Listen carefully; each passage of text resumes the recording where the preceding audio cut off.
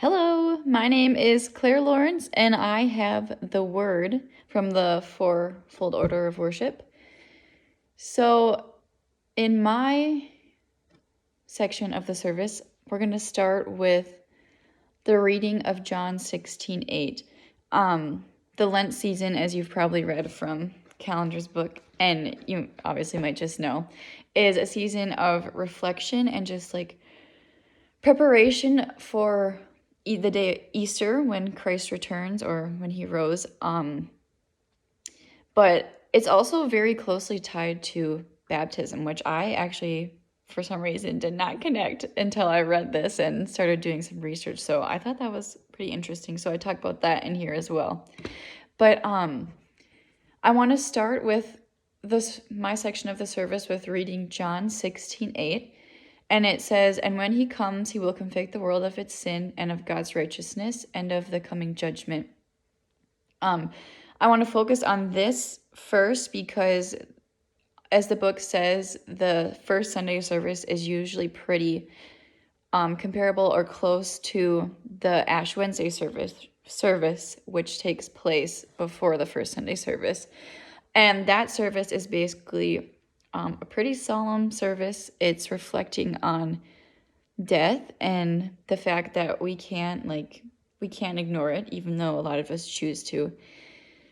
And just the reflection of our lives and how there is still hope for us, but we do need to reflect on the way that we live every day. And so I wanted to start with that first, kind of like put the heavy out there first, and have time to expand on that as well. And then after that verse, I wanted to take a time of reflection. So about 3 minutes of reflection on that verse after it's been read and talked through. I think that this is important to reflect on that verse because it helps just like sitting quietly before God and reflecting on how that verse applies to our lives and the way that we're living now and the way that would we be happy with the way we're living if God were to come back and convict us all? You know what I mean? So, I also tie that in because I used to go to a Lutheran church where during the Lent season, or on Ash Wednesday particularly, they would do a reading of scripture. And then after almost every reading, it seemed like there would be a time of reflection on the scripture and a time to meditate. And I was younger, but I still remember those time periods of like just the chapel being completely quiet and everyone actually taking the time to reflect on their lives and how important this verse and season actually is of Lent. Then the next thing I would do is the pastor would transition us by reading another scripture, which it's Joel 2:12-13, and this is also an important scripture that is used during the season of Lent. And it says, "Even now declares the Lord, return to me with all your heart, with fasting, weeping, and mourning. Rend your heart and not your garments. Return to the Lord your God, for he is gracious and compassionate, slow to anger and abounding in love, and he relents from sending calamity."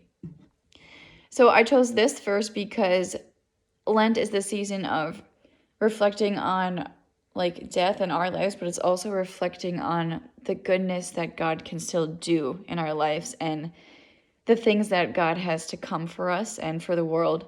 And so this verse explains that greatly. So that's why I'm sure it is used and very popular during the Lent season. And it also reflects on the idea of returning to God. So that's why I liked it, because it actually says return to God. And that also ties in with the aspect of baptism. The book said that the season of Lent can be like the final preparation for people who are going to be baptized, or like the return to God for the people who are already baptized, or reflecting on their lives and just coming to know God closer than they do now. And then, so after that reading and the talking of baptism and the idea that you're not finished yet, God still has a work to do, I would like to read the Apostles' Creed as a congregation. So together, the congregation would read the Apostles' Creed. And I love the Apostles' Creed. I love the song by Hillsong that they did. But in this scenario, for the word aspect, I would just read it as a congregation because it's still powerful.